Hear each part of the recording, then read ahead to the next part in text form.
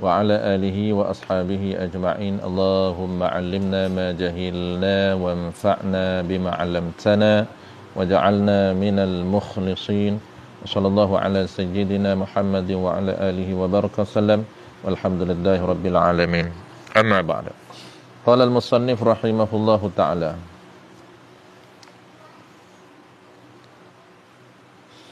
Faslun. Ni masuk tajuk baru kan? Dan keempat ni. Oh, belum tayamum lagi. Dah tayang ni, dah keempat. Oh. Dan keempat. Oh, dah masuk dah. Saya ingat baru nak masuk malam ni. Oh, dah masuk Dan keempat syarat sah tu. Sah. Oh, okey. Qala al-musannif rahimahullahu taala. Okay. Sambung syarat sah tayamum kerana tidak ada air. Tu. Okey. Dan keempatnya daripada daripada 5 perkara ataupun 5 syarat sah tayamum dengan sebab tidak ada air. Dan keempatnya tu dia bawa badal. Ni gaya bahasa tuan guru. Ada setengah kitab lain dia tak ada badal tu. Kita tu kena takdim. Ini tak takdim pun tak apa, terus ada syarat tu. Keempatnya syarat sah tayamum itu. Tu. Jadi dia bawa terus. Kebiasaan kitab gaya bahasa dia apabila dia sebut dia terus hendaklah. Tapi gaya bahasa kitab tuan guru ni tak. Tuan guru ni dah rajin. Keempatnya apa? Syarat sah tayamum itu hendaklah. Tu bawa syarat. Hendaklah mesti cari air itu apabila sudah masuk waktunya. Cara kita nak cari air sebab tayamum ni kerana tak ada air. Tayamum ada 2 sebab. Pertamanya tayamum dengan sebab tidak ada air. Yang kedua tayamum dengan sebab sakit tak boleh kena air. Jadi tayamum ni dia agak kompleks sedikitnya lah. Tayamum dengan sebab sakit. Yang tu yang kita nak fokus. Tapi yang mudah ini kita baca express sikit sebab dia lebih mudah. Sebab tayamum kerana tidak ada air dia mudah je. Tayamum pun mudah. Tapi yang payah ni tayamum dengan sebab sakit. Sebab terkadang 1 tayamum, 1 wuduk, 2 tayamum, 1 wuduk, 3 tayamum, 1 wuduk. Macam tu. Baik, qala al-musannif rahimahullahu ta'ala. Dan keempatnya syarat sah tayamum itu hendaklah cari air itu. Bila syarat cari air tu? Apabila sudah masuk waktunya, waktu sembahyang. Kalau cari sebelum masuk waktu, cari sebelum masuk waktu tu. Ada orang cari awal. Sebelum masuk waktu tu, dia dah cari. Maka tidak sah. Kenapa? Kerana syarat dia, kena masuk waktu dulu, baru cari air. Maka hendaklah cari air itu dengan sendirinya. Ni dia nak cerita cara cari air. Dia nak cerita cara cari air. Okey, sebab cari air, sebab ataupun syarat sah tayamum tidak ada air, kena cari air itu setelah masuk waktu. Itu syarat dia. Apabila masuk waktu, baru boleh mula cari air. Cara cari air, ni dia nak cerita. Itu kalau sembahyang yang mempunyai waktu. Kalau sembahyang punya sebab, ketika kita dapat sebab, baru mula cari air. Jangan ready awal, tak boleh. Kalau ready awal, dia ambil wuduk awal, tayamum awal, baru solat, itu tidak sah. Tidak menepati syarat sah tayamum dengan sebab tidak ada air. Tak boleh prepare awal. Jadi ikutlah. Kalau tengok kategori solat. Kalau kategori solat itu solat yang punya waktu, kalau sembahyang sunat, kalau solat wajib, okeylah, sama je. Solat wajib 5 waktu sama. Masuk waktu, terus cari air.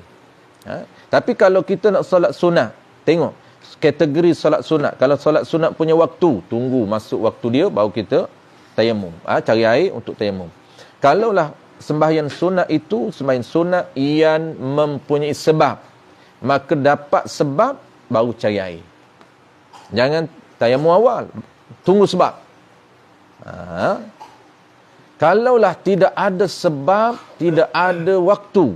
Kategori sembahyang sunat ada 3 kan. Kalau tidak ada sebab, tidak ada waktu, bila nak, terus tayamum, terus cari air. Ketika mana kita rasa tak ada kerja nak solat, maka ketika nak solat itu, maka kita pun cari air. Lepas cari air, baru tayamum. Lepas tayamum, terus sembahyang.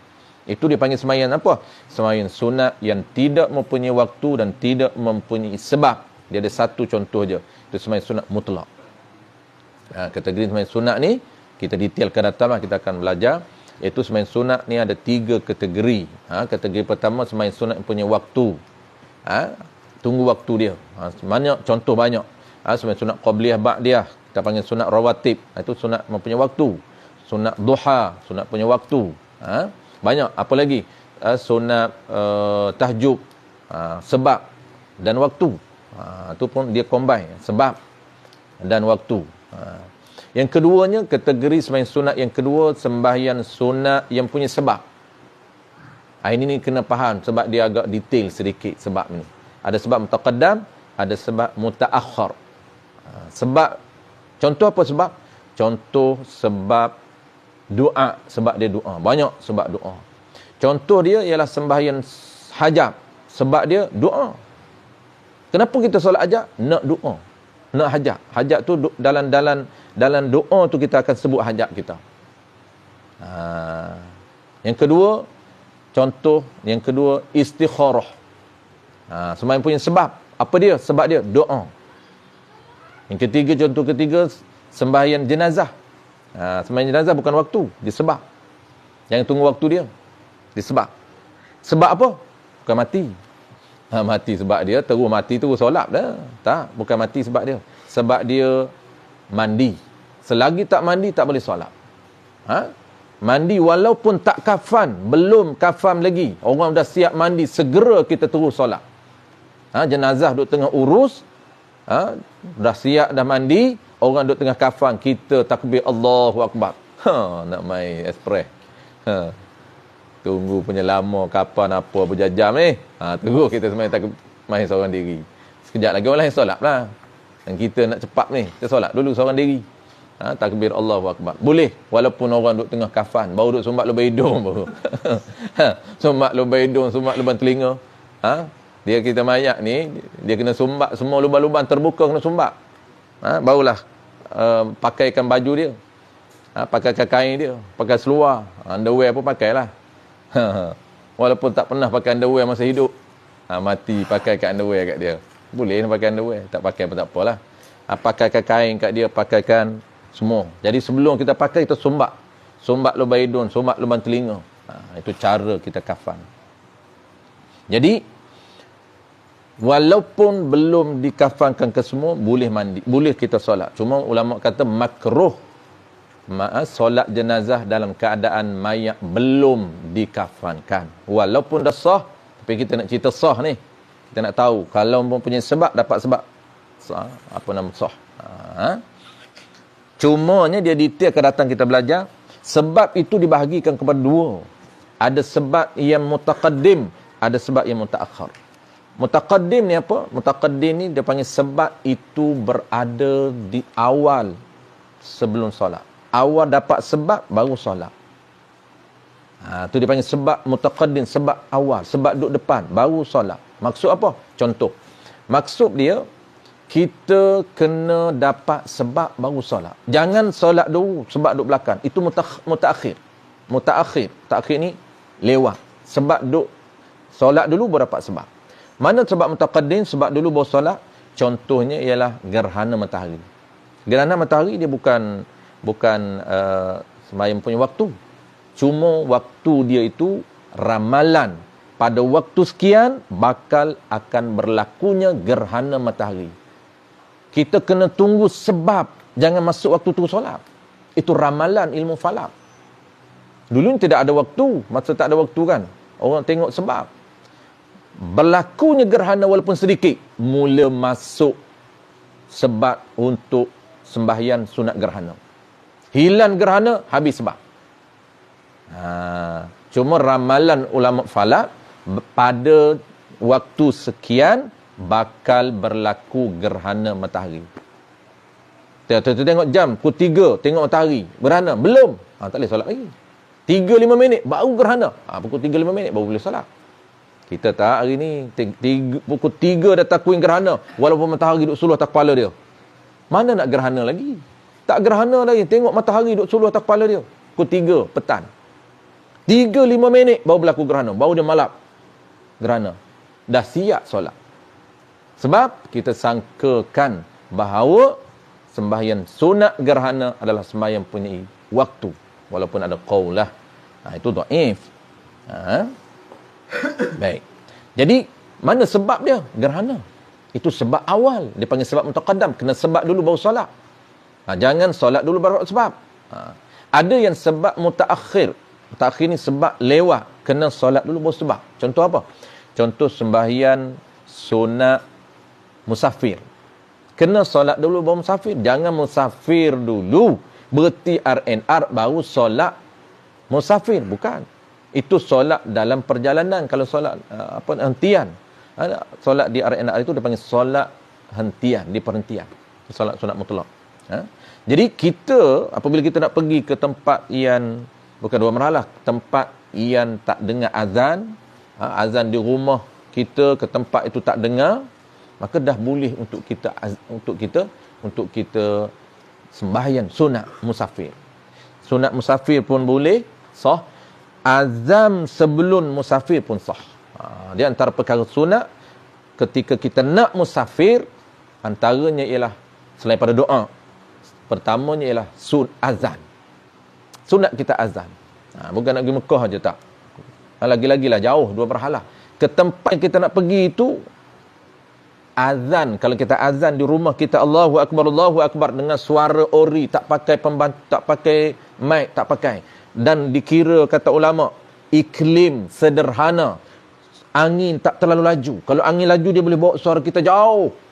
Dan kita pula bukan berada di tempat tinggi. Kalau kita berada di tempat tinggi, bukit, suara kita boleh pergi jauh. Tak, tempat yang biasa di rumah kita, suasana iklim angin sederhana, tak terlampau laju angin bawa suara, dan pakai suara ori, kadar jarak berapa meter.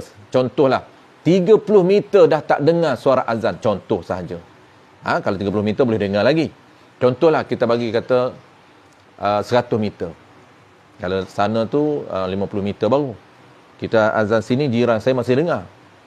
Tapi kat surau tu dah 100 meter. Kalau azan di sini, surau tak dengar suara kita. Maknanya kita nak musafir ke kedai runcit dekat surau itu, boleh solat sunat musafir. Boleh solat sunat. Nak mana tu? Pergi beli gula. Lepas tu, solat dulu. Tu orang kata sesak tu. Hak betul tu disesakkan. Hak tak betul itu dibetulkan. Itulah dia suasana akhir zaman. Bahkan kita bagi nama kitab, selalu disebut Sulamus Sibyan, lebu pula dah. Lumak dah sebut nama Sulamus Sibyan. Orang tak nak pakai. Ada kata, dia sebut benda pelik-pelik kita tak pernah dengar. Kita pun sebut nama rujukan kitab. Boleh ditengok dari kitab Sulamus Sibyan, nakal daripada kitab Hasyah Syarqawi, kitab Mughni Muhtaj, kitab yang rujukan dia lagi, kitab Baijuri Ibn Qasim. Tapi dia buat, orang panggil ilmu kenyang. Buat bodoh. Tak mahu dengar. Ada setengah tempat masjid-masjid, apabila kita buat benda hukum bagi dia yang dia tak pernah dengar, dia akan kata, Ustaz, ambil dari mana? Kita pun sebut ambilan kita. Tapi senyap.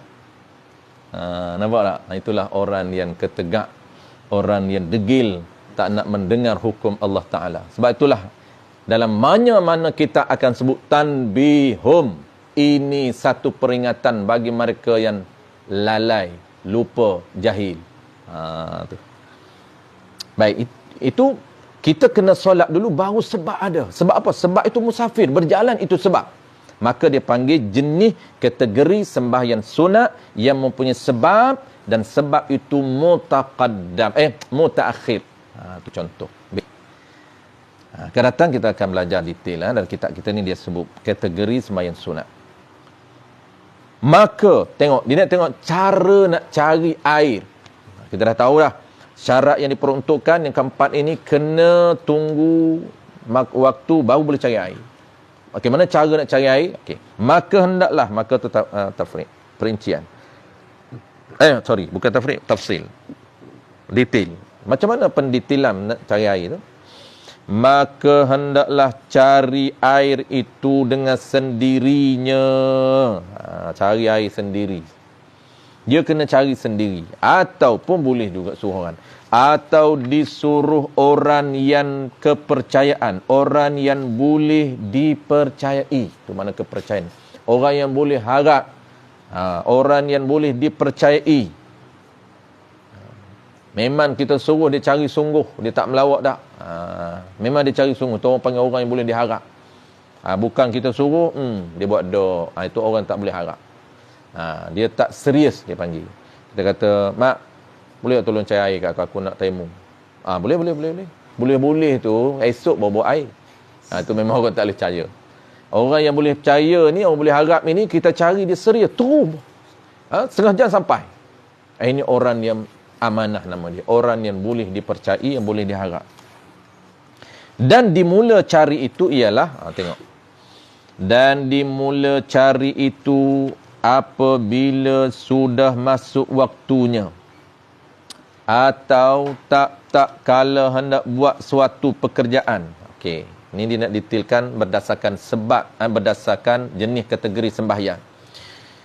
Mula cari air itu apabila sudah masuk waktu untuk kategori sembahyang yang punya waktu. Yang kedua, ataupun ketika hendak buat sesuatu pekerjaan. Mana contoh? Contohnya seperti sembahyang yang tidak mempunyai sebab dan tidak mempunyai waktu. Tu mana dia? Seperti sembahyang sunat mutlak. Dia nak buat sembahyang sunat mutlak, ketika dia nak buat tu, maka dia pun cari air. Kerana kategori ketiga kita sebut tadi, kategori sembahyang yang tidak mempunyai sebab dan tidak punya waktu. Kenapa kita solat? Semata-mata kita nak solat. Tu dia panggil mutlak. Mutlak ini makna dia bebas, tidak terikat dengan waktu dan sebab. Tu dia panggil mutlak. Sembahyang mutlak. Sembahyang yang tidak terikat dengan waktu dan tidak terikat dengan sebab. Semata-mata nak kepada solat. Teringat rajin, duha dah solat, zuhur lambat lagi. Duha penuh habis kuota dah, tak boleh dah. Peruntukkan kuota sebelah aja, dia rajin, tak boleh tambah sampai 20, tak boleh. Kalau dia rajin pun. Macam orang nak kahwin, rajin pun dia dekat 4 je. Ada jenis orang rajin. Dia mati seorang dia tambah, mati seorang dia tambah. Dia cukup kok mana pun, dia akan penuh full 4. Pantai mati tu dia tambah, cepat dia tambah. Ini orang panggil orang yang rajin. Bukan kuat, kuat semua kuat. Bukan kerana kuat, orang kahwin ni bukan kerana kuat. Kerana dia rajin. Kita malah. Rajin cari pasal. Dia rajin mencari pasal lah. Abang Zaki janganlah. Jangan cari pasal.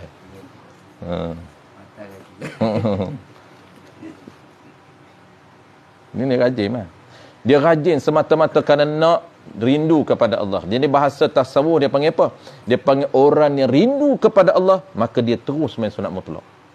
Ini kalau kita baca hadis, baca kitab mutlak, kitab tasawuf, kenapa kita tengok para ulama ini sentiasa berada dalam ibadat dan sentiasa mendirikan ibadat. Sama ada ibadat tu khususiyah solat ataupun ibadat ammah. Jadi kok mana pun dia duduk dalam ibadat. Sebab itu kalau kita baca kitab tasawuf yang tinggi-tinggi, dia cerita macam mana karakter para wali Allah. Nak ceritanya wali Allah sentiasa ingat kepada Allah. Ingat kepada Allah itu adalah zikir yang paling besar. Zikir sunat kita ni sunat. Tapi zikir yang paling besar ialah bukan menyebut la ilaha illallah. Itu afdal.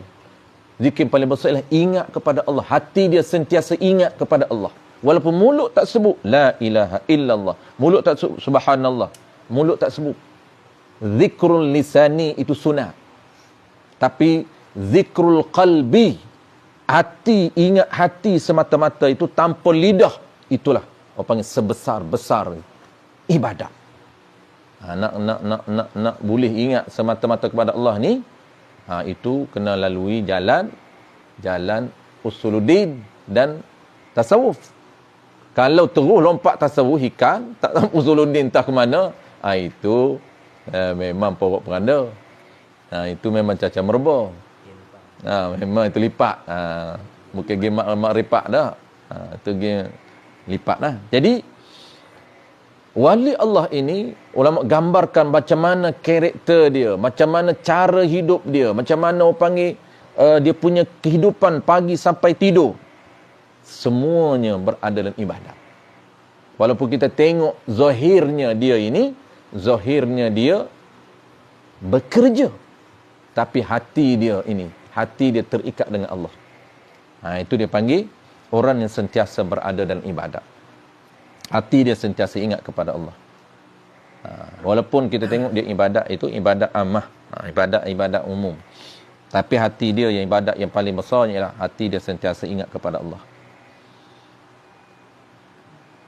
Okey. Atau ketika hendak buat suatu pekerjaan. Pekerjaan mana? Pekerjaan yang terhenti harusnya atas ada wuduk.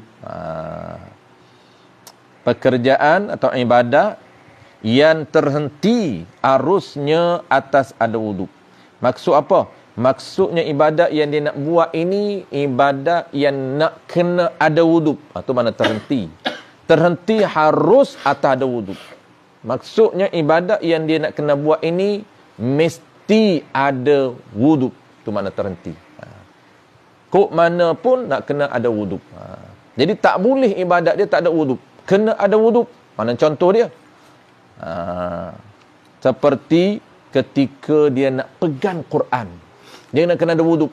Ketika dia nak pegang Quran itu, maka ketika tu dia nak kena tayamum dan dia boleh mula cari air.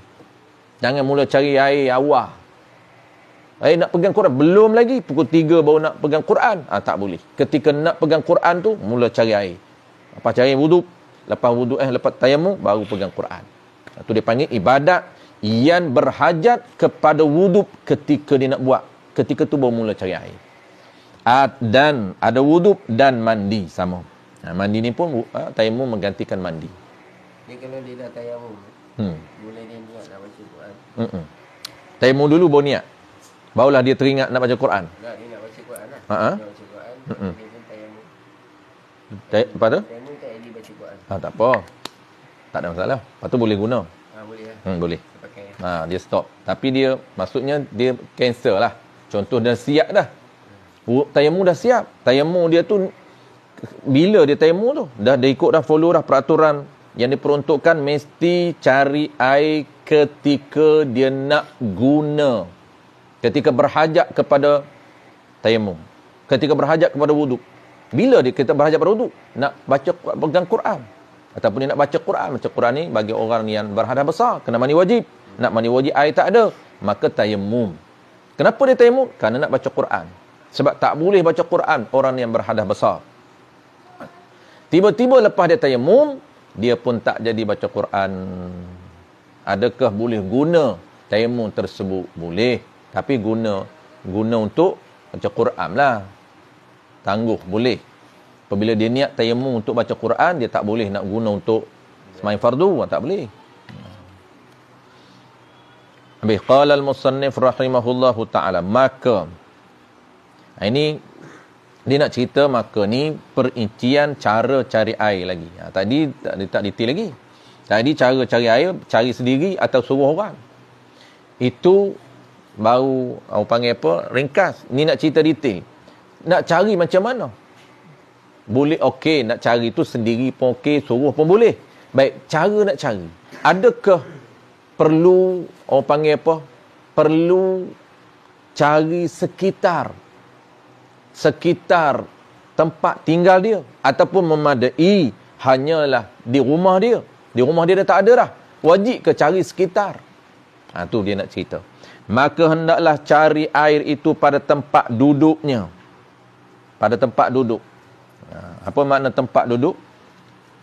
Tempat duduk ni maknanya persekitarannya.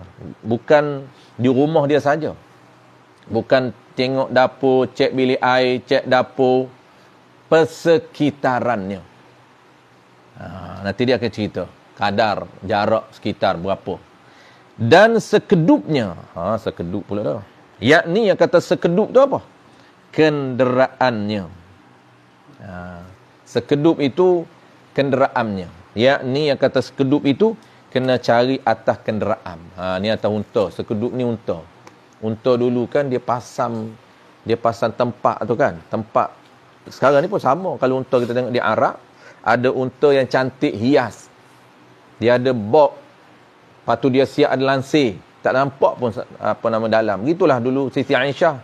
Apabila dia naik unta, dia bukan naik unta macam kita naik kuda gini, nampak tak? Unta yang ada sekedup, ada bilik lah mudahnya. Ada bilik, ada kotak box besar yang ditutup dengan kain lansir. Tak nampak siapa berada di dalam box itu. Sebab itu ketika berlakunya fitnah ke atas Siti Aisyah dengan Safwan tu kan. Dia tak melihat pun kerana dia berada dalam sekedup, dalam bilik di atas unta, walaupun unta itu diheret oleh seorang laki-laki. Jadi jaga Siti Aisyah, dia jaga. Walaupun berlaku fitnah, dia curam kan. Itu fitnah saja.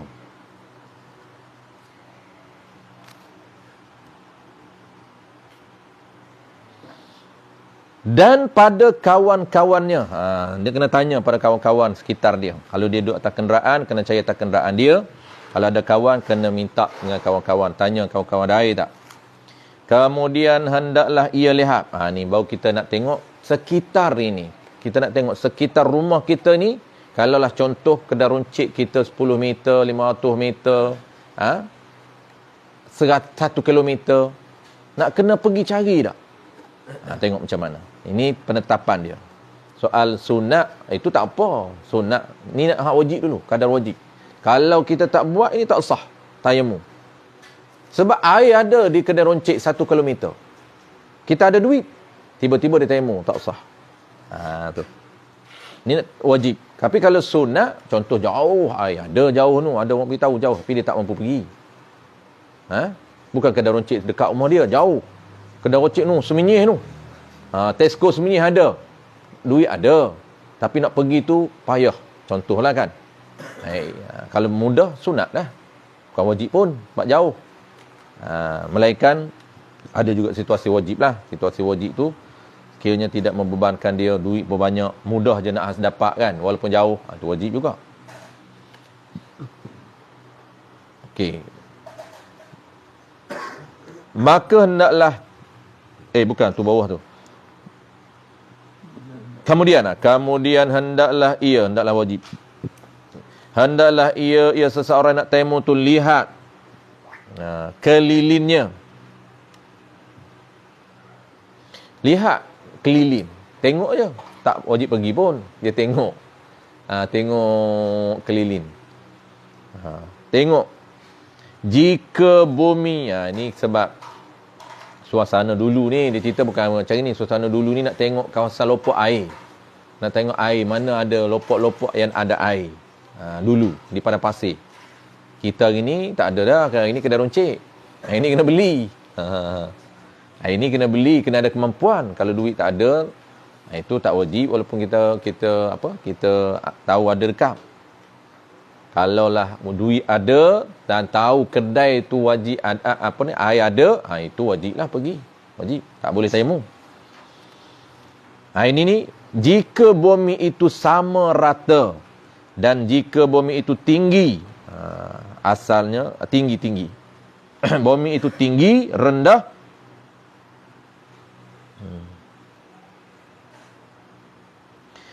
maka hendaklah ia pergi cari kelilingnya. Sebab tak nampak tengok. Kalau bumi itu sama, nampaklah tengok mata air, nampaklah tengok lopok air. Tapi kalau bumi itu tak sama, dia gunung ganan, bukit bukau, maka kita kena pergi, tak memadai tengok. Kena pergi cari. Wajib pergi cari. Nak tengok lopok air mana yang ada air.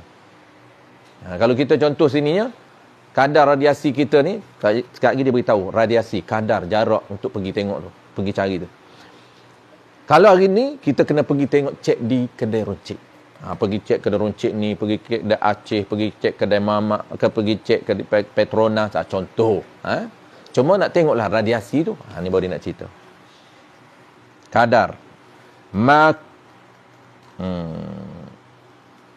Maka hendaklah ia pergi cari kelilingnya. Kena pergi. Kalau tak nampak kan? Kalau tak nampak. Kalau nampak tengok tak pergi. Kalau nampak tengok tak wajib pergi pun. Jah tengok macam tu. Oh tak ada dah. Hai. Kalau tak nampak tengok kena pergi. Pergi tu sekadar jauhnya. Sekadar jauhnya. Jauh jarak tu. Haddul ghaus. Haddul ghausi. Ini dia panggil terma haddul ghaus. Apa dia haddul ghaus ni? Yakni jika hasil ni berlaku. Jika berlaku sesuatu kecemasan, keadaan kecemasan. Jarak yang kita nak pergi cari, wajib cari tu. Jarak. Dia tak ada ukuran yang tepat. Bukan 100 meter, 200 meter, 500 meter, 1 kilometer. Tak. Dia anggaran. Kita kena anggar. Macam tadi juga. Kalaulah nak keluar rumah ke tempat yang tak dengar azan. Kita agak juga. Anggar juga. Anggaran kita, kalau 1 kilometer dah tak dengar azan. Tapi kalau 500 meter, masih dengar. Contohlah, kita agak. Tak boleh. Sebab 500 meter, masih dengar. Tak boleh nak solat sunat. Maka ada ketepat dah anggar. Kita yang anggar sendiri. Kita kena tahulah nak andai ni jarak 500 meter tara mana. Kalau kita anggar, main anggar je, 500 meter, aku dah roncik. Itu 1 kilometer dah. Tu anggaran tak kena.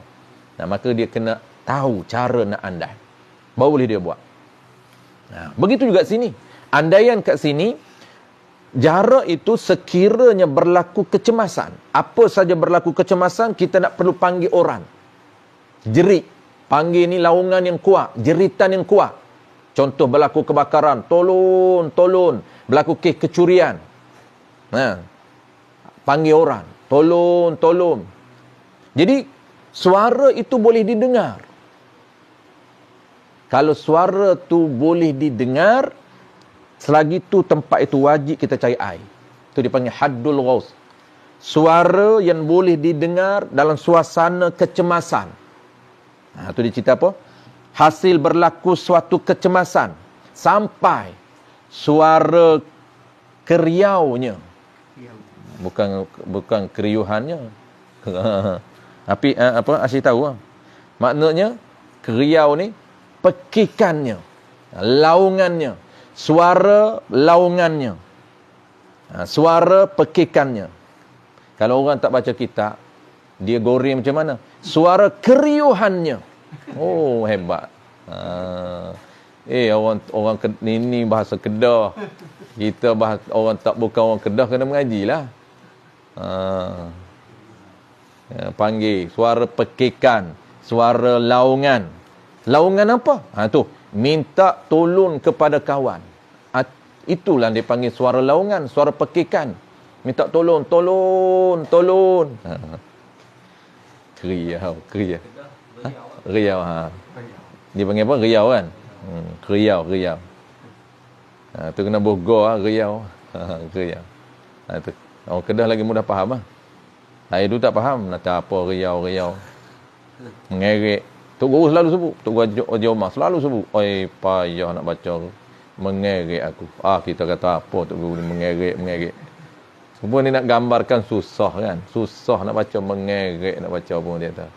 Dia kata kitab matlak. Masa tu matlak. Baca matlak dengan dia. Matlak ni bukan senang. Aku nak baca, dia kata mengerek kan. Kita hari ni, baca pun macam tu je. Tak ada rasa susah pun baca. Dia tak kena baran. Orang tak kena baran ni bahaya. Dia anggap benda tu alah, lekeh, mudah, simple. Jadi pekikan tu, minta tolong. Itulah. Apa laungan tu? Laungan minta tolong kepada kawannya yang ada di tempat duduknya serta mereka dalam hingat. Jadi ingat, dia nak tahu suara ni, kita kena anggar suara pekikan kita dalam suasana hingat bingar. Bukan sunyi. Sunyi macam ni jauh pergi. Suasana orang duduk tengah, contohlah kebakaran. Suasana kebakaran tu duduk tengah pom api di tengah marak. Tolong, kita panggil. Tolong, api kuat terbakar, rumah saya terbakar, kan? Mana dengar? Contohlah, di kedai roncik nak masuk rumah saya tu dah tak dengar. Sebab bukan pakai mic pun. Surau nak masuk rumah saya ada surau kan. Tak dengar dah. Maknanya kedai roncik depan tu tak wajib kita pergi cari. Kalau kita tak tahu ada. Kalau tahu ada kena.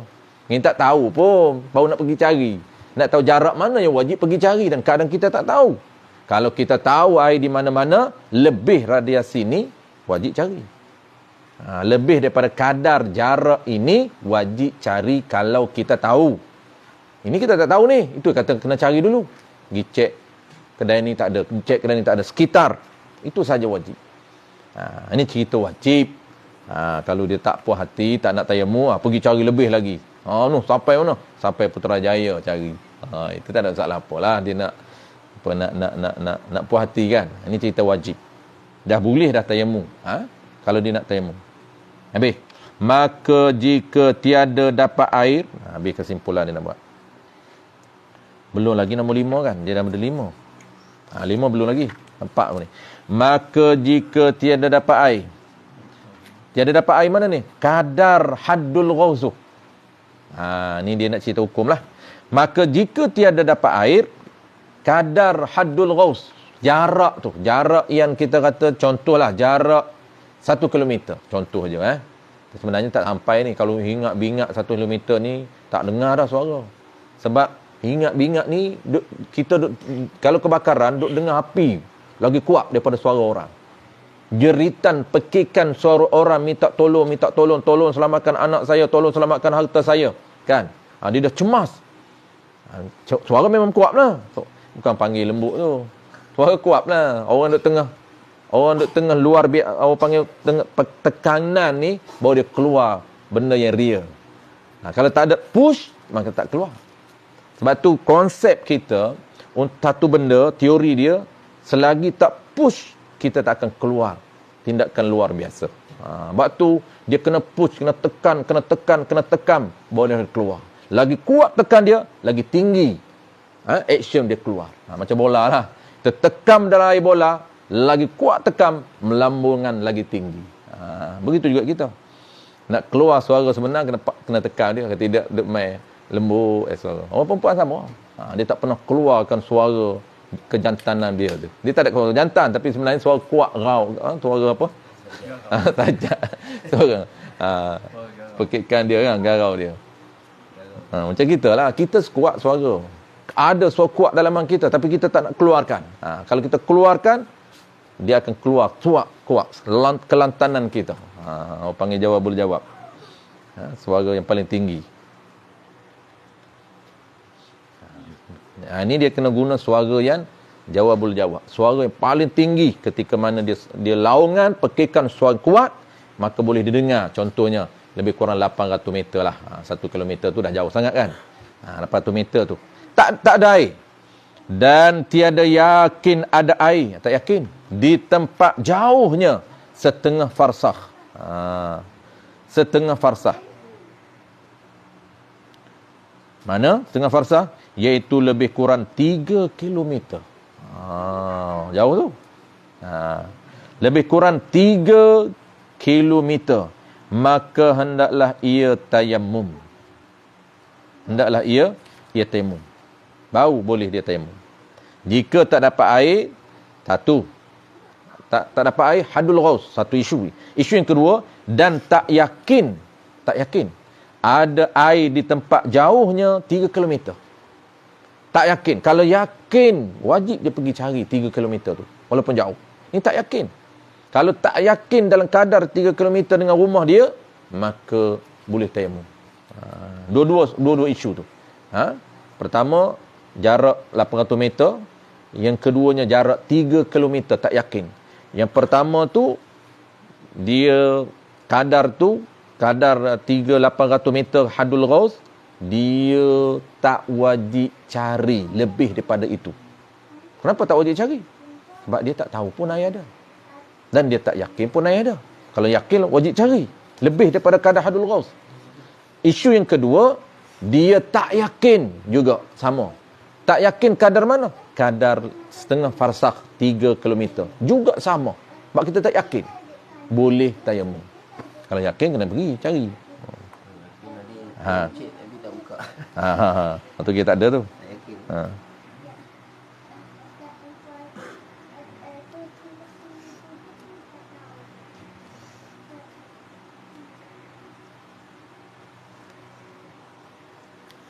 Dia kata apa tu? Dan tiada dapat air dan tiada yakin. Tiada yakin ada air di tempat jauhnya.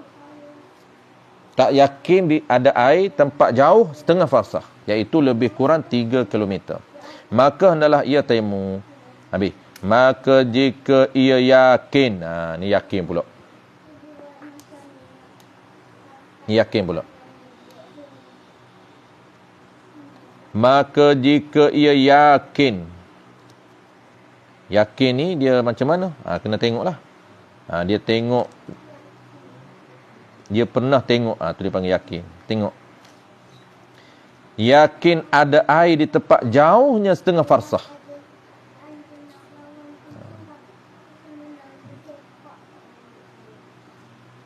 Maka jika ia yakin ada air di tempat jauhnya setengah farsakh. Maksudnya dia yakin 3 km, jarak 3 km ada air.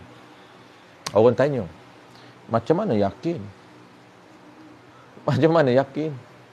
Kan yakin ni kena tengok. Tengok. Yakin kena tengok. Ma yahsulu bil musyahadah. Barang yang yahsulu, yang dia dapat itu bil musyahadah, dengan panca indera. Maksudnya barang yang dia nampak dengan mata. Isu di sini ni, iaitu dia nampak sebelum daripada tak ada air. Dia pernah lalu tempat itu, dia nampak memang ada air. Air itu pula air mubah. Bukan air milik orang. Milik orang tak wajib. Milik orang kena minta. Ini air mubah. Contohnya air hujan, air kolam, air sungai. Air apalah? Air mubah. Tu. Yakin ada air di tempat jauh setengah farsakh. Maka jangan tayammu lagi. Jangan bergaduh tayammu. Sebab itu dia yakin. Maka hendaklah pergi ambil air di tempat itu jika aman atas dirinya. Wajib pergi. Tapi syarat juga wajib pergi tu. Jika aman atas dirinya dan hartanya. Apa maksud aman? Selamat. Jika selamat, tidak ada ancaman bahaya kepada dirinya. Kalau ada ancaman bahaya pada diri dia, maka dikira tak selamat. Contoh dia nak pergi, bahaya, ada ancaman pada diri dia. Orang boleh taham dia, orang boleh tekak, orang boleh tangkap dia. Orang boleh culik dia. Culik untuk bunuh. Tu panggil ancaman bahaya. Dan hartanya, dan ancaman ke atas hartanya. Contoh kalau dia tinggal rumah dia, datang perompak samun harta dia. Tak kisahlah harta apa pun, asalkan harta je. Tak kisahlah samun kapcai ke. Asalkan harta dia tak selamat di rumah dia. Tu pun tak boleh pergi. Jika tiada aman. Jika aman. Dan ahlinya. Dan ahlinya apa? Keluarga. Jika aman atas dirinya, ahli dan ni atas pada diri, dan selamat ahli keluarga dia. Maksud dia tinggal, keluarga dia selamat. Dan tiada takut luput waktu. Dia pergi dalam kadar 3 km tu tak habis waktu. Dan masuk waktu nak solat, nak tayamum. Kalau dia pergi cari air, menyebabkan habis waktu. Itu tak wajib pergilah. Ini antara syarat yang wajib pergi. Syarat dia, amat, dia yakin, dia memang isu ni isu yakin, dalam jarak 3 km ada air, maka jawab dia, tak boleh tayamum lagi, dia kena pergi cari air. Pergi cari air itu syarat dia apa? Syarat dia aman, selamat diri dia, selamat keluarga dia, selamat harta dia daripada ancaman. Dan syarat yang ke-11, tak takut, yang ni tak bimbang habis waktu. Maka hendaklah ia tayamun atas kata Nawawi. Maka hendaklah ia tayamum.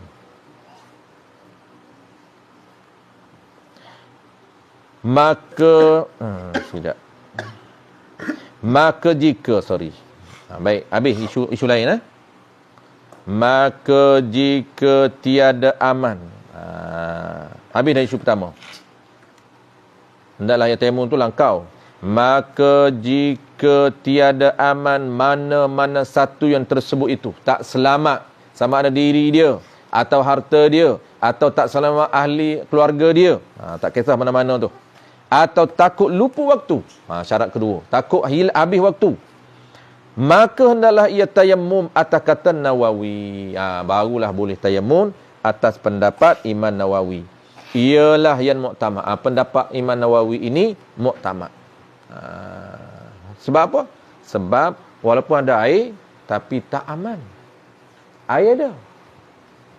Patut wajib pergi. Tapi dia nak pergi itu tak dapat syarat. Sebab ancaman diri dia, atau ancaman keluarga dia, atau ancaman harta dia. Maka kata Imam Nawawi, pendapat muktamad, boleh tayamum walaupun air ada. Air ada di sekitar 3 km. Dan kata Rafi'i, dia bergaduh selalu dengan Imam Rafi'i. Nawawi dengan Rafi'i bergaduh, tapi muktamad belah Nawawi lah. Ni bergaduh selalu dah dua ni. Ni bergaduh yang ada nilai. Bergaduh tak ada nilai kita. Orang hari ni mengaji tak, duk bergaduh. Duk bergaduh apa? Duk berkelahi sama sendiri.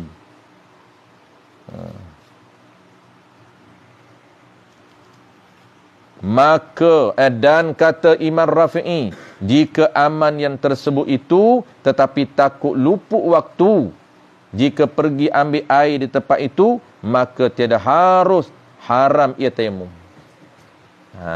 Lupa waktu ni, Imam Nawawi kata cukup 2 syarat, aman dan lupa. Kalau aman dan waktu tak lupa, wajib muktamad. Tayamum.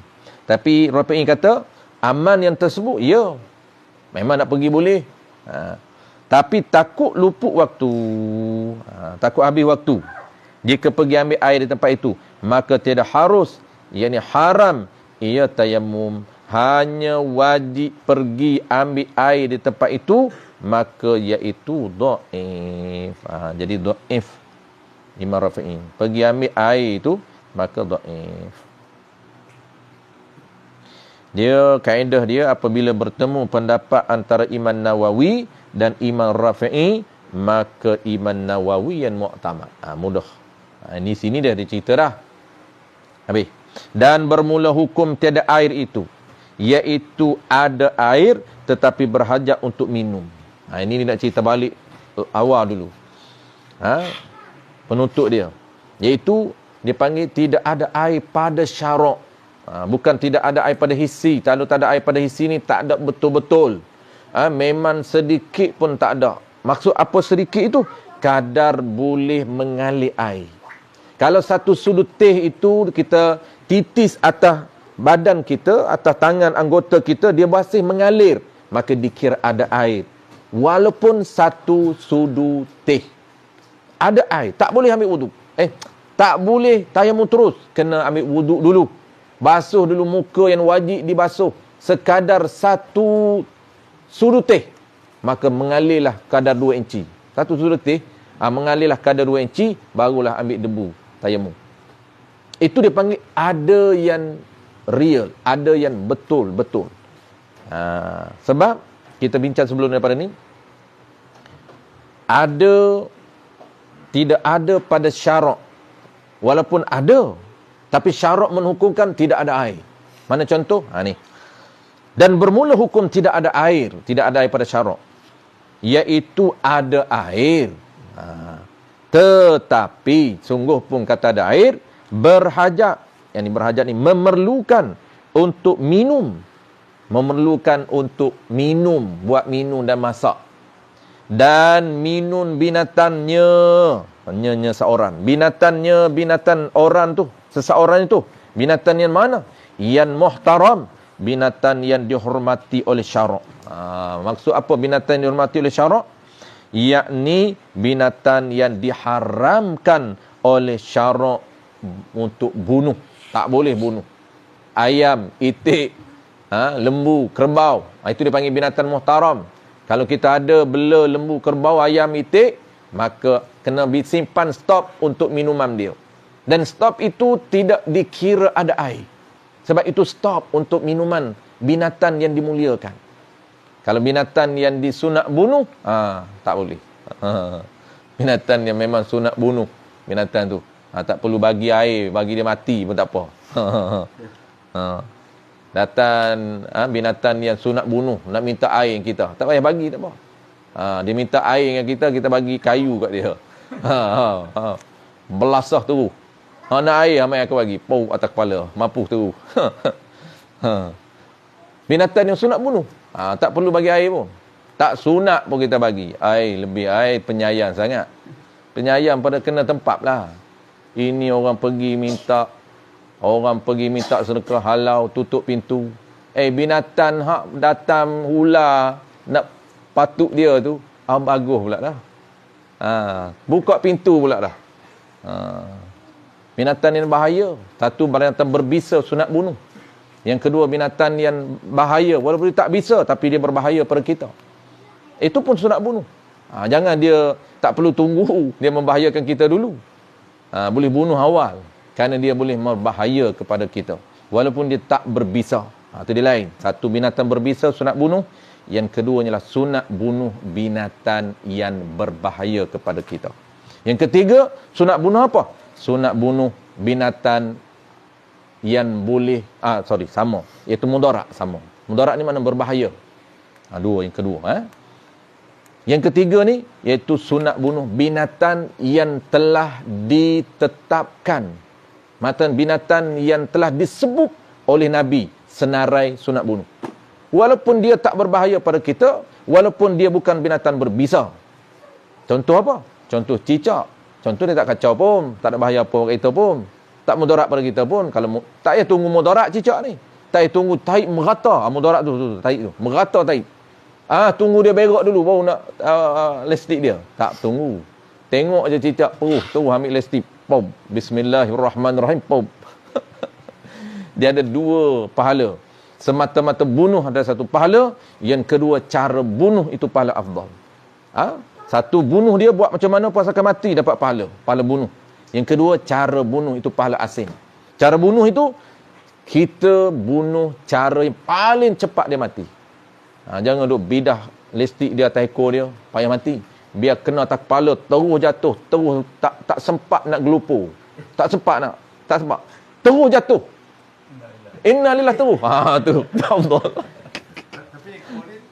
Tak apa ekor dia tak mati. Ekor dia memang dia akan gelupur. Setengah jam dia gelupur macam tu. Tak apa, tanamlah. Tapi badan dia dah meninggal. Ibu dia dah meninggal macam tu. Tapi ekor dia macam tu hidup. Tu kau bagi ekor hidup. Tak hidup pun memang jenis dia. Itu cara terbaik. Kalau nak dua pahala, kena belajar teknik hunter yang paling padu.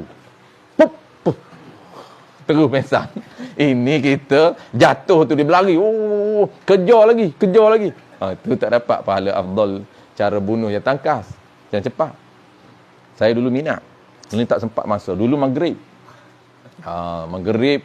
Lepas insya' memburu Jadi memburu pemburu cicak. Sekarang tak sempat. Kalau sempat baguslah kan. Tak ada kerja lain, zikir pun malah. Cari pahala tu kan. Kena niat betul jangan duk niat hobi. Niat hobi tak jadi apalah. Kenapa ni? Minat, saya memang minat. Minat tak dapat pahala apa. Jangan bagi air kat dia. Dia minta cuk air, baru bagi lestik tu. Tu antara contoh senarai yang Nabi sebut. Kita baca amalkan ada 5 binatang sunat. Dia panggil ada 5 binatang yang sunat. Sunat bunuh yang tak sah dijual beli. Gagak sama. Gagak pun sunat bunuh. Gagak, tikus sama. Cicak, gagak, tikus itu binatang yang sunat dibunuh. Lipas ini kena bahaya bau. Dia tak senarai. Lipas tak termasuk senarai binatang sunat bunuh. Dia panggil serangga. Serangga ini tak kisah serangga apa. Lipas, lipan, semut. Serangga ini apabila dia mudarat baru boleh bunuh. Tak mudarat tak boleh. Tak mudarat tak boleh. Tapi kalau tikus jangan tunggu dia mudarat. Tak payah tunggu dia menceroboh. Tak payah. Ada je terus jalan. Terus jalan. Jangan tunggu. Yang kena tunggu semut. Semut tak boleh mudah-mudah. Semut ni contoh, dia duduk buat sarang depan rumah baru. Tak masuk dalam lagi, kita lagi roboh sarang dia. Tak boleh. Sebab itu dia tak kacau kita lagi. Apabila dia kacau kita, mudarat pada kita, baru boleh bunuh semut. Selangor. Selangor. Oh, Selangor baru ke Selangor lama? Oh, lama. Lama dah kacau. Jadi Dia kalau kena dia keluar air. why? Kira gigit dah tu. Bahaya dah tu. Kalau mudarat tak apa. Mudarat ni belum gigit kita dah boleh bunuh dia. Contohlah bahaya, contoh malam-malam ni datang lebah. Bahaya. Contohlah bahaya. Ataupun datang tebuan. Tebuan kan lagi bahaya kan? Tebuan tu tak payah tunggu gigit kita. Belasah terus. Datangnya belasah. Patam tengok tebuan belasah. Jangan tunggu dia. Tidak dia belasah kita. Tebuan ni bahaya kalau dia tanya ni ada yang jantam tu, yang apa panggil tu? Yang garam kan? Oi, dia seko pun dia ni kita. Dia kejar kita. Nampak jauh dia kejar. Jenuh melari kita. Baik kita kejar dia dulu. Sesat. Oh, jangan. Sesat daripada kawanan ni. Itu dia panggil apa tu? Dia panggil binatang yang berbahaya. Boleh bunuh. Tak perlu tunggu dia membahayakan kita dulu. Boleh bunuh. Anai-anai ni, dia kena tunggu dia ganggu kita. Sebab anai-anai ni termasuk serangga yang bukan disunatkan untuk bunuh. Dia berbahaya. Dia sebab anai-anai biasa tak bahaya. Dia ganggu kita baru kita boleh bunuh dia. Tapi ada yang dia punya king. Anai-anai tu dia ada king. King dia tu, dia punya gigi dia. Kalau dia gigit kita, tak tercabut. Yang besar tu. Kalau tengok, dia bukan kecil tak bahaya pun. Yang kecil tu belarok tu kan. Belarok tu tak bahaya pun. Tapi ada yang dalam perarakan dia tu, ada yang king, raja dia. Raja dia tu bahaya. Dia punya gigi dia tu keluar. Dia gigit kita memang tak lepas. Kita potong dia punya badan dia, gigi dia masih terlekat. Tu anai-anai. Macam tu bahaya. Memang boleh bunuh awal lah. Yang berbahaya tu. Biqala al-musannif rahimahullahu ta'ala. Dan bermula hukum tiada air itu, iaitu ada air tetapi berhajat memerlukan untuk minum, dan minum binatangnya, binatang seseorang. Yang mana? Sifat binatang yang muhtaram, yang dihormati oleh syarak. Yang ini binatang yang tidak diharamkan oleh syarak untuk bunuh. Ataupun ada orang jual air. Ni isu kedua. Isu pertama dah settle. Isu kedua, ada orang jual air. Ada jual air. Adik. Mai adik, buah ni. Ada orang jual air, tetapi ia tiada wan hendak beli. Dikira juga. Air ada, kena roncik depan tu, duit tak ada. Kalau ada duit, wajib beli. Kalau ada duit, ada wan, wajib beli. Tapi wajib pun dikira juga dalam sistem muamalat. Dikira juga. Dengan syarat dia tak jual dengan harga mahal. Dengan jual kadar harga biasa. Contoh kan biasa orang ambil ketepatan. Apabila orang tak ada air 3 hari di Selangor, bukan di Kelantan, Selangor, tak ada air.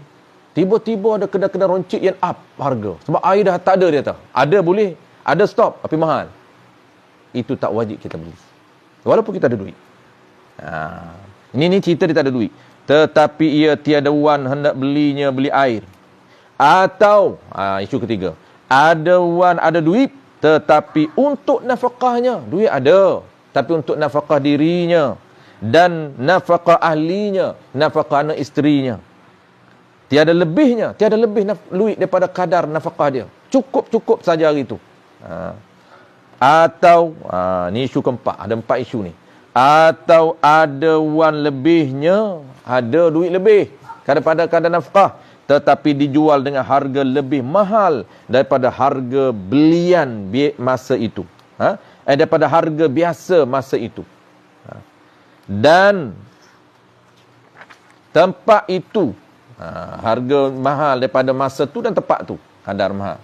Maka ni jawab bagi 4 isu. Keempat-empat isu tu, jawapan satu. Maka hendaklah ia tayammum. Boleh tayammum. Yakni wajib ia tayammum. Kata hendak ia tayamum tu apa maksud dia? Wajib ia seorang tadi tayamum pada 3 masalah itu. 3. Dan harus ia tayamum pada masalah keempat itu. Yang keempat tu harus, tak wajib. Apa yang keempat? Duit banyak tapi mahal. Itu tak wajib. Harus tayamum. Maksudnya boleh dia nak tayamum. Tak wajiblah dia tayamum. Maksudnya boleh sebab dia mampu untuk beli air kerana dia duit banyak. Orang duit banyak, letaklah harga berapa, dia tak tengok harga, dia nak barang tu je. Geng-geng kaya ni tuan-tuan, dia tengok harga. Mana ada dia belik harga, tak ada. Kita je belik harga. Berapa harga? Berapa tak nampak? Itai-itai tak nampak. Oh, terkejut nampak. Terus keluar kedai. Tu geng kita. Terkejut. Nampak duk menarik dah kasut ni. Cantik lah kasut ni. Cantik lah seluar ni. Livah 501. Tu dia lama tak pakai livah. Tengok. Ingat livah lokal. Tengok dia ori. Ya Allah, beratus. 200, 300. Murah ya. 200, 300 kan. Kita dia ingat harga 100. Terkejut. Terus tak pandang kiri kanan. Keluar kedai. Tak. Orang kaya dia tak tengok. Dia orang kaya dia tengok aim barang yang dia nak. Dia berkenan dekat barang. Dia ambil. Terus pergi tak cashier. Scan. 200. Tak terkejut pun. Sebab dalam minda dia tak kisahlah 300-400 aku bayar je. Sebab apa? Sebab dia orang kaya. Kita orang bakal kaya. Belum kaya. Baru bakal. Jadi kenalah tengok harga. Sebab belum lagi. Bakal baru. Dia nak kaya, dia kena feel kaya. Barulah orang jadi kaya. Nak jadi alim, kena apa rasa? Kena apa bang? Kena feel alim. Jangan perasaan alim. Perasaan tu bahaya. Feel je. Feel alim. Barulah jadi alim. Macam mana nak feel tu? Beli kitab. Ini nak alim kitab pun haram jadah tak beli. Tu game-game tak beli kitab tu awal-awal lagi. Tak boleh nak alim betul-betul. Nak alim ni kena feel. Nak macam feel macam mana? Beli persiapan untuk jadi kaya. Persiapan untuk jadi alim. Kena cari kitab. Kena dobik. Kena cari guru yang betul. Kena melazimi. Melazimi ni maknanya konsisten belajar.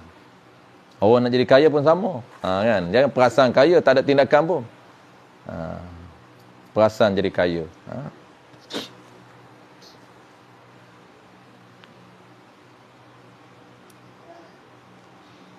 Habis masuk sikit lagi tuan-tuan, masalah isu yang kedua. Qala al-musannif rahimahullahu taala. Baik.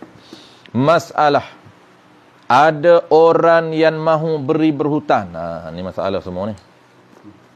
Ada orang yang mahu beri berhutang. Dia nak bagi berhutang kat kita. Nak tahu wajib tak terima hutang tu. Atau ada orang yang beri hebah air kepadanya. Ini masuk isu muamalah. Dia nak beri berhutang. Adakah wajib kita terima hutang? Ataupun dia nak bagi hebah, bagi free. Adakah wajib kita terima hebah? Isu ni, situasi ni. Situasi biasa tak ada masalah apa pun. Situasi biasa makruh lah kita menolak orang nak beri. Apa orang nak beri hutang pada kita tu, tu tak wajib lah kita terima. Kalau situasi biasa. Kalau orang nak bagi free, makruh kita tolak.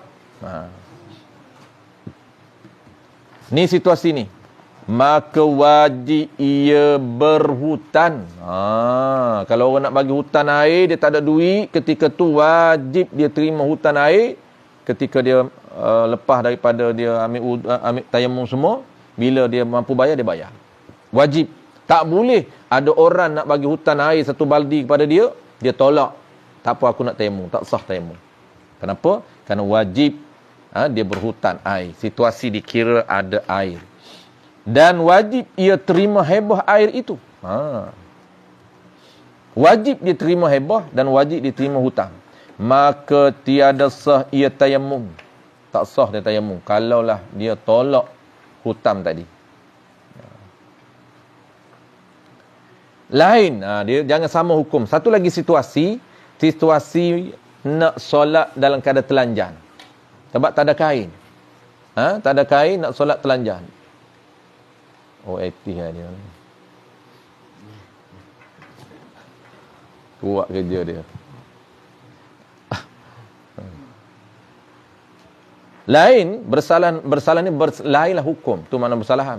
Lain, berbeza hukum. Tu makna bersalahan. Beza hukum apa? Hukum hebah kain. Ini memberi. Hebah tu beri secara percuma kain untuk menutup aurah. Tutup aurah mana? Untuk tujuan menutup aurah. Contohnya, kita pergi satu tempat, kain kita kena najis. Nak solat tak boleh. Kain najis. Ada kain cantik bersih semua ni. Contohlah kita duduk di office. Office ni terkecil ke apa ke, tak kisahlah.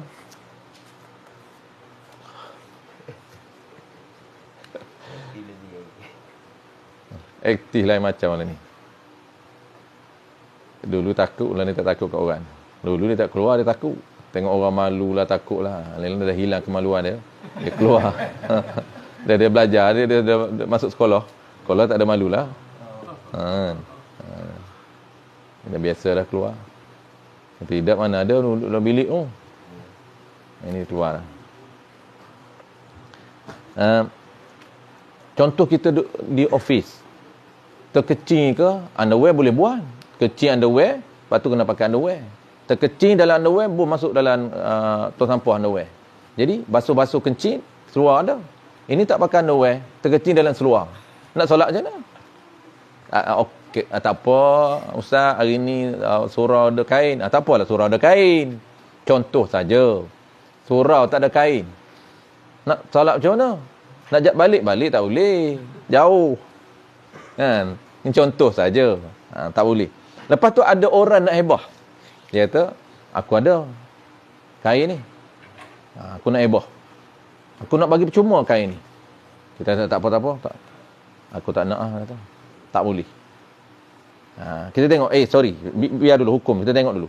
Kalau air, wajib. Tapi kain macam mana? Boleh tak kita nak tolak? Boleh kita kata, aku tak nak. Aku nak solat dalam keadaan najis. Tak sah. Solat dalam keadaan najis. Sebab dikira ada kain. Itu nak tahu. Wajib tak? Boleh tak solat dalam keadaan najis? Maka tiada wajib ia terima hebah. Tak wajib dia terima hebah. Beza dengan air. Tak wajib ia seorang yang tak ada kain nak tutup aurah. Boleh sembahyang telanjang. Buka kain, sembahyang telanjang. Tu. Maka tiada wajib ia terima hebah itu. Maka harus ia sembahyang telanjang. Tiada qada. Yang tiada wajib qada. Boleh dia sembahyang dalam keadaan telanjang. Harus. Harus dia sembahyang telanjang. Ni dia telanjang dalam keadaan tak wujud qada. Apabila ingat dia punya syarat dia, apabila iman sembahyang tak wujud qada boleh ikut. Mana boleh ikut iman yang sembahyang telanjang. Geng-geng sembahyang telanjang semualah ni. Duduk dalam penjara. Penjara seluar najis, buka seluar tu, tak boleh sembahyang dalam keadaan najis. Buka seluar tak tepi. Yang ni orang pelik. Ni teka-teki. Bila tutup aurah, kena tutup aurah walaupun bahan ataupun alat tutup aurah itu ada najis. Boleh. Ketika tutup aurah tu kan najis. Boleh. Tapi nak solat, kena telanjang. Tadi cantik pakai seluar. Tiba-tiba nak sembahyang, lodeh seluar.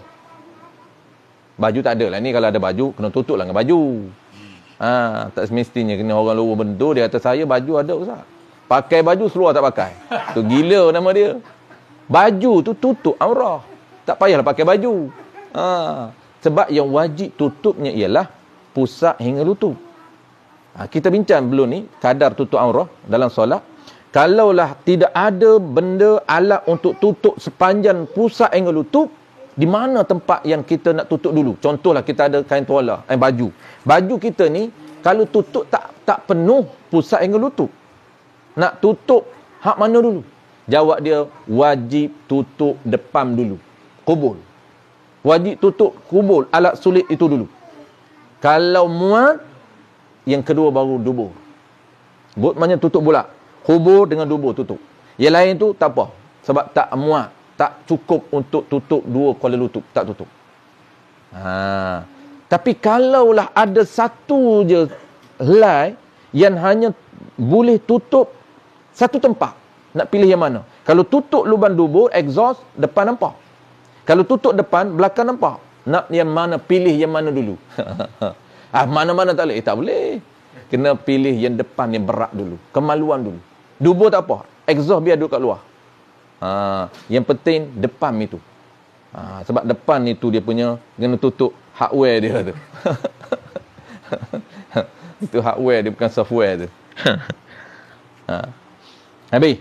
Bersalahan. Lain hukum kain tutup aurah, maka tak wajib ia terima hibah. Tak wajib. Apa maksud tak wajib? Harus ia sembahyang telanjang. Tiada wajib qada. Tetapi jika orang beri pinjam kain, lain. Tadi hibah, tak wajib hibah. Tapi kalau beri pinjam, maka wajib ia terimanya. Terima, wajib terima. Kalau pinjam, dia beza pinjam dengan hibah. Tiada harus ia sembahyang telanjang. Kalau orang nak bagi pinjam, ni banyak kes berlaku lah. Kita nak sembahyang di ofis ni, boleh kawan kita bagi kain. Pinjam, dia tak bagi hibah. Kalau dia bagi hibah, tak wajib terima. Kalau dia bagi pinjam, wajib terima. Apa beza dua tu? Lama sebut di bawah. Tak sebut di sini. Dan dalam tempat lain dia akan sebut balik. Kenapa? Kerana wajib ia terima pinjam. Kerana beza hibah dengan pinjam. Beza apa? Beza pada ungkitan. Ungkit. Dia ulama ni dia nak menjaga maruah kita. Kalaulah ungkit yang mana berat di antara pinjam dengan hibah. Aku bagi nasib baik, aku bagi kain boleh solat. Itu tuan ruan untuk ungkit itu ulama tutup. Kalau berlaku ungkitan di antara pinjam dengan hibah yang mana berat, maruah kita tercalar, maruah lebih tercalar dengan bagi free. Nasib baik aku bagi je. Kalau tak solatlah mu. Ini ingat, kaya pun ingat dulu kau pernah miskin, nak solat pun telanjang, ingat tak dulu aku yang bagi. Sekarang ni kaya lupa daratan. Dia ungkit. Ungkit itu haram, tak boleh mengungkit. Maka tercalar maruah, tak boleh diungkit. Jadi maruah calar berat di antara bagi free dengan pinjam. Diungkit juga pinjam. Nasib baik aku bagi pinjam. Pinjam ini tak tercalar sangat sebab kita bagi balik. Yang ni tak bagi dengan kita. Sebab itu barangan yang kita bagi hilang pahala, setengah ulama kata, apabila kita ungkit. Tu motor aku bagi tu. Motor ni dulu aku yang bagi. Sekarang ni lupa daratan, kaya, tak kenal aku nak tumpang pun tak boleh. Tak boleh. Haram, ulama kata ungkitan itu adalah haram kerana menjatuhkan maruah orang. Maka maruah lebih tercalar apabila diungkit antara bagi percuma dengan pinjam. Kerana pinjam itu kita hantar balik. Tak berapa tercalar sangat. Tak berapa guris terus guris. Bukan calar macam calar cap tu. Mana terguris hati. Habis. Sebab tu Islam sangat menjaga sensitiviti emosi orang. Jangan mencalar emosi orang, jangan terguris hati orang. Tak boleh. Dan kelimanya, berapa dah? Kita tengok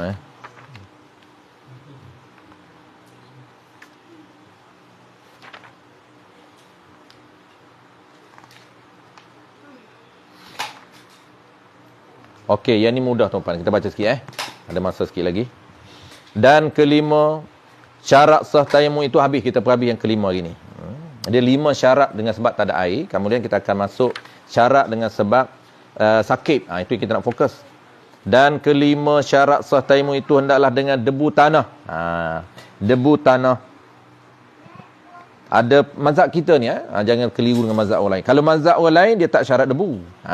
Kalau mazhab Hanafi, dia tiap-tiap benda yang berjirin walaupun bukan debu. Lepas tu, kalau perasan, gen Hanafi, dia naik flight, debu-debu yang ada bukan debu. Dia panggil, kan kita tengok di cermin kereta kita tu debu. Ni dia panggil benda bukan sawan sangat. Habuk. Tu benda berjirin. Habuk ini mazhab Hanafi sah tayamum dengan habuk. Dan permukaan ni semua ada habuk ni. Kalau kita tak seminggu tak cuci. Ada habuk. Dia kata seminggu, 2 hari. Berhabuk rumah kita. Maka habuk ini kita ni, ada habuk tak? Ada jirim. Ada jirim, ada. Debu. Ni banyak ni habuk ni. Tu iman api mudah je, tak perlu cari debu. Ambil di kerusi ke, di lansir ke, di dinding ke. Kita nak debu walaupun berada di dinding. Debu tanah di dinding. Debu tanah di cermin kereta. Boleh. Asalkan debu tanah. Tu. Debu tanah tu pula yang suci lagi menyucikan. Iaitu bukan debu tanah yang najis dan debu tanah yang mustakmal. Dan jikalau debu tanah yang terbakar jadi haram. Dalam kurungan tu aram. Jadi aran sekalipun sah buat tayammum dengan dia, dengan debu aran tu, selama tiada jadi habu. Ada habu tak boleh. Debu tanah walaupun dibakar tanah tu, tapi ditumbuk. Tumbuk-tumbuk jadi debu. Tanah aram yang dibakar, hangus, dibakar, tapi dia tanah. Tak boleh. Debu boleh. Walaupun debu hasil daripada tanah aram. Tanah yang dibakar. Tapi kalau tanah dibakar, sehingga jadi, panggil apa? Hangus. Jadi apa? Jadi tu. Jadi habu. Tak boleh. Selama tiada jadi abu. Dan sah buat tayammum dengan batu kawi. Batu kawi. Batu kawi. Apa dia batu kawi? Iaitu batu kawi ni orang Kedah kenal lah. Orang Kedah kenal. Batu kawi ni dia batu daripada orang panggil apa, dia tanah. Tanah buat ubat. Batu kawi dia panggil. Batu kawi. Batu kawi ni mana tempat banyak? Di Kedah banyaklah, di Kedah. Dia panggil batu, tapi dia bukan macam tanah liat. Dia memang batu. Tu panggil kawi, batu kawi tu. Ada bukan tanah kawi je dah. Memang dia batu. Tapi bukan batu yang kita, bukan batu yang keras, yang tak ada debu, bukan. Dia batu kapur ni, tu tanah kapur tu. Dia tanah kawi, tapi kerah batu. Tu panggil batu, dia kerah. Dia tanah, cuma dia kerah. Panggil batu, tu panggil batu kawi.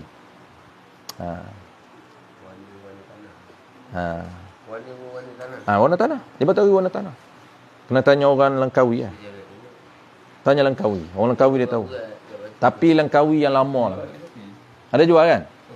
Tengok. Tengok tu. Oh, tu. Cekak baju. Tu. Tengok kerikil. Batu kerikil. 100 gram. Okey. Tengok. Ni batu kawi ni. Tengok Tengok rupa dia macam tanah.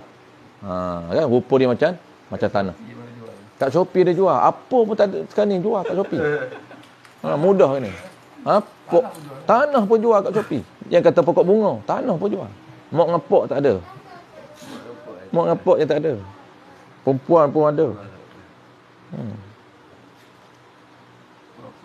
Perempuan pun ada sekarang ni nak menikah. Kalau nak menikah tak tahu nak cari calon, ada. Jual. Bukanlah jual, maksudnya ada calon. Dia bukan Shopee lah, tapi dia panggil page dia. Page cari jodoh. Oh, cara macam. Dia Langkawi, tahu tak cerita Langkawi? Kenapa nama Langkawi? Lan lah. Kawi tu batu kawi. Batu kawi. Itu nama dia. Dia banyak Langkawi ni dia banyak pulau, dia ada 100 lebih pulau. Pulau kecil di Langkawi. Sebab tu kalau pergi dengan flight nampak pulau-pulau kecil tu. Cuma kalau kita bilang tak cukup 100 lah. Dia lebih kurang 100 lebih. Saya tak ingat 104 gitulah. Ketika air pasang dia akan jadi 100 lebih. Kalau air surut dia akan jadi 90 berapa tahun gitulah. Tapi total dia 100 lebih, 104 gitulah, saya tak ingat. Pulau kecil di Langkawi. Kalau kita naik flight sebelum landing di tu, dia boleh nampak view dia. Pulau-pulau kecil. Kepulauan Langkawi. Kenapa nama Langkawi tu? Tu ada kaitan. Lam tu lam lah. Dia untuk perubatan, kawi. Untuk apa? Chicken pox. Dia untuk kulit. Untuk penyakit kulit, batu kawi. Ni orang tua-tua ni, tua-tua mengaji kita tua, tahu sejarah. Tidak tak tahu batu kawi macam apa, tahu kiwi je, kiwi kasut. Walaupun mana tadi? Batu kawi tu kan. Dan sah tayamum dengan batu kawi. Batu kawi. Apabila ambil syarat bukan tayamum dengan batu seketul tu, tak boleh. Apabila takluk batu kawi tu, apabila ditumbuk jadi debu. Kena tumbuklah batu tu. Batu kawi. Tu saya kata, kalau orang tak mengaji, berguru, tempat-tempat macam ni dia nak goreng tak boleh. Batu kawi apa ustaz? Batu kawi. Dia cerita batu kawi lah. Iyalah, batu kawi tu apa? Tak tahu. Tak tahu tu bagus tu. Orang jawab tak tahu. Sebab dia tak mengaji, dia kena jawab tak tahu. Tapi kalau dia cuba nak wak tahu, itu bahaya. Batu kawi. Dia kata batu kawi ni, tak silap saya, batu kiwi tu. Asal dia bukan kawi, kiwi. Dia biasa dengan kiwi. Batu kawi apabila ditumbuk jadi debu. Dan lagi jangan basah debu tu. Tak boleh basah. Dia kena kering. Dan jangan basah tempat yang disapunya. Muka tak boleh basah sebab dia jadi kering. Dia jadi lumpur. Tak boleh. Dia tak boleh berlumpur. Tak boleh.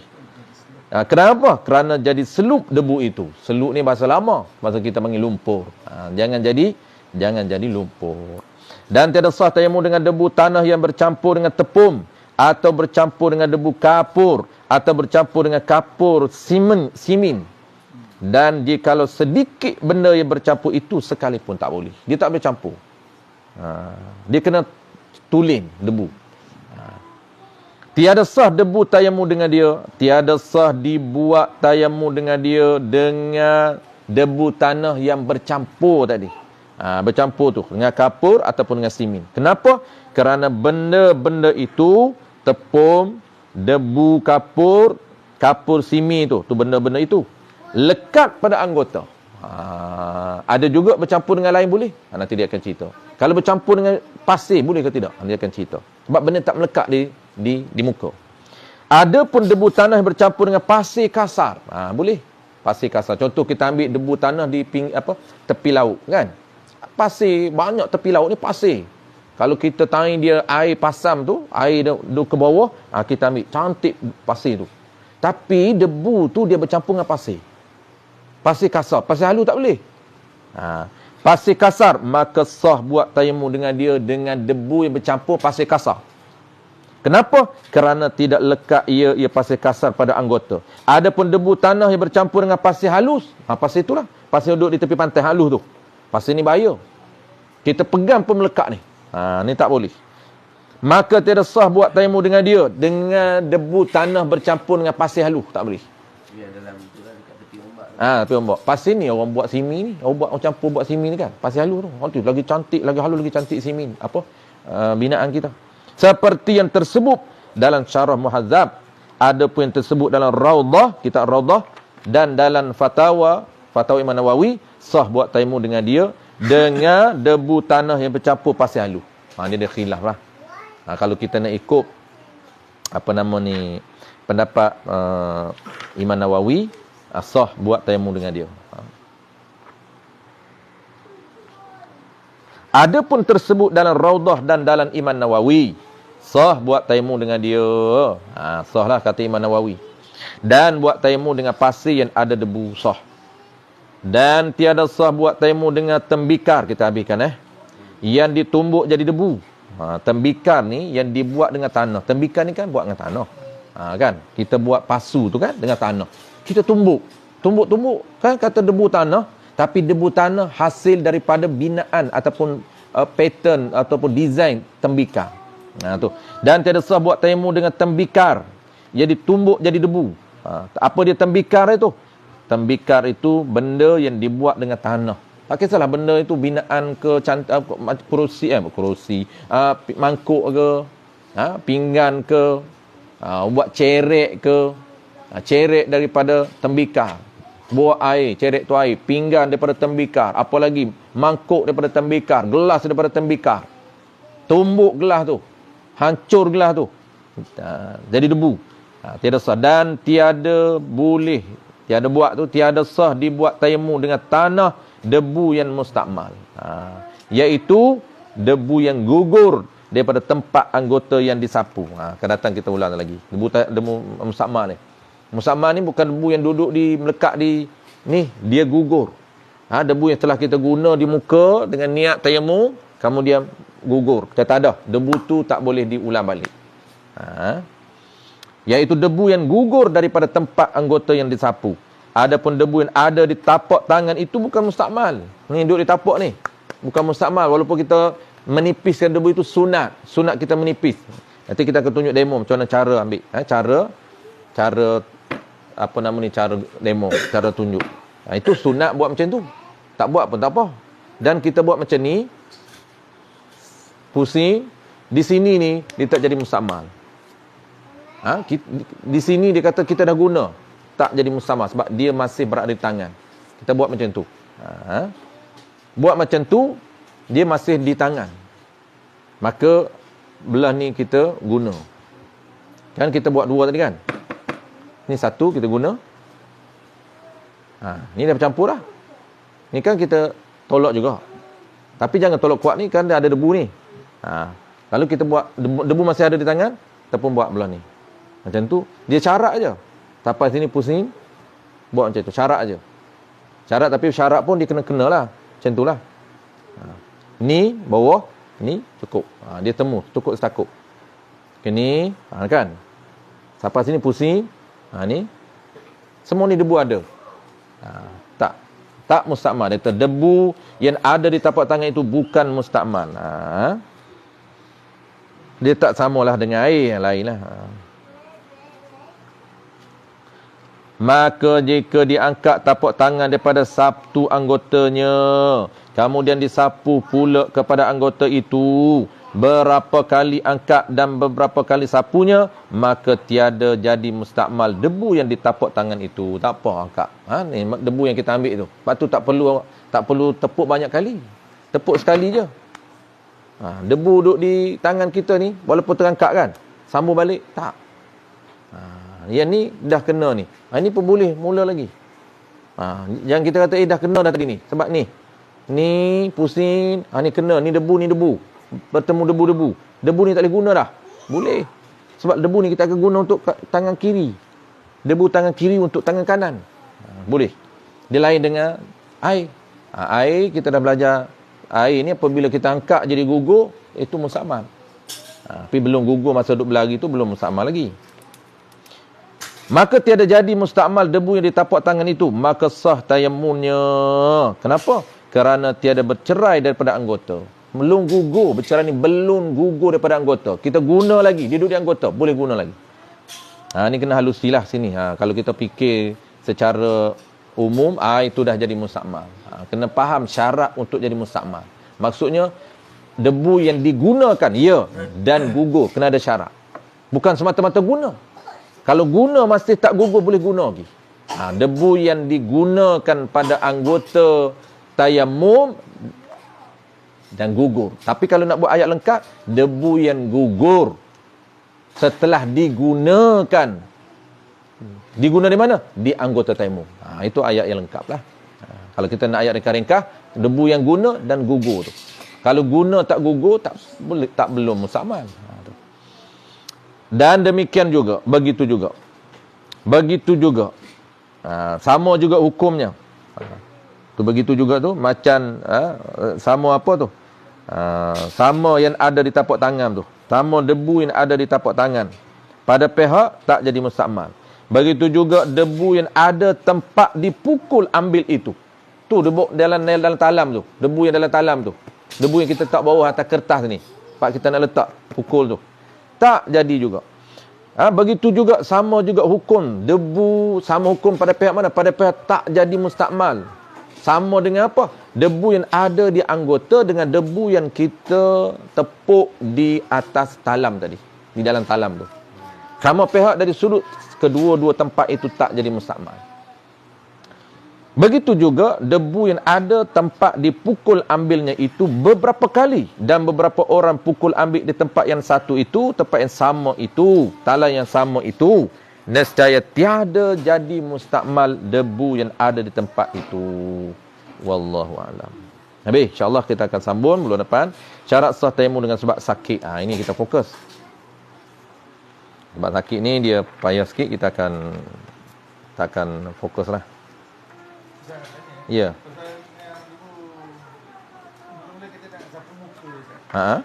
Kalau kita suruh sapu tangan, Maksudnya? Tak boleh. sapu muka, Tak boleh. boleh kan? Dia kena 2, tak boleh. Sebab apa tak boleh? Sebab wajib sekurang-kurang 2 kali tepuk. Kalau kita rangkum sekali, jadi sekali je. Tak boleh. Dia kena 2 kali. Sekurang-kurang 2 kali tepuk. Tak boleh sekali. Tepuk pertama untuk muka, tepuk kedua untuk tangan.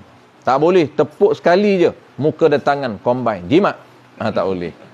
Jimat dan selamat. Yang kita tepuk untuk muka tu, Ah. kita tepuk tempat yang sama. Boleh. Ni yang dia cerita. Dia cerita ni kedua-dua situasi tu dia kata sama hukum, tak jadi mustakmal. Situasi pertama, debu yang ada di tangan kita. Kita tepuk, debu yang ada ni, kita dah guna. Mana guna? Ni. Dah guna dah. Tangan kita ni boleh lagi. Ataupun kita angkat, tak jadi mustakmal. Guna lagi, angkat, boleh. Dia tak macam air. Yang gugur tak boleh. Yang gugur tak boleh. Lain. Macam tu yang Abang Zaki tanya, situasi yang kedua, sama hukum dia, tak mustakmal. Tempat yang kita tepuk.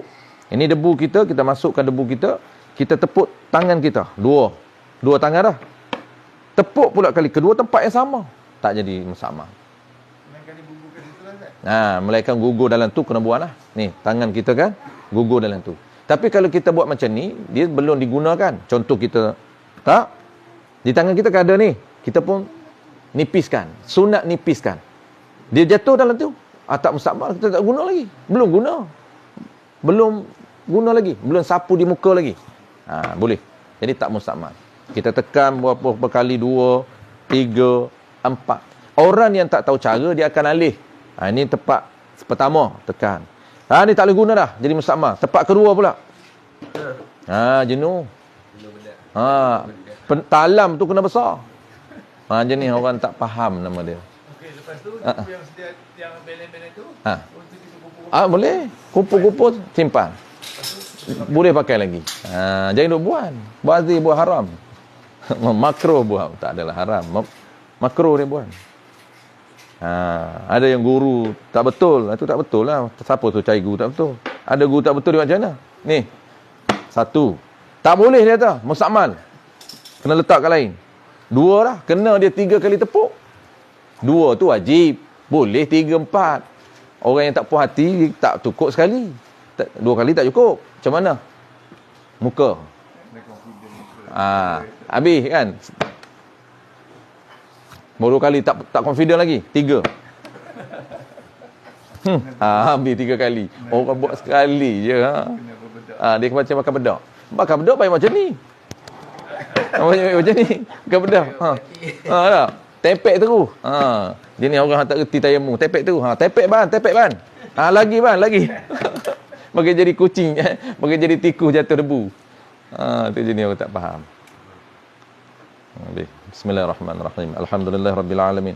Wassalatu wassalamu ala asyrafil anbiya'i wal mursalin wa ala alihi wa ashabihi ajma'in.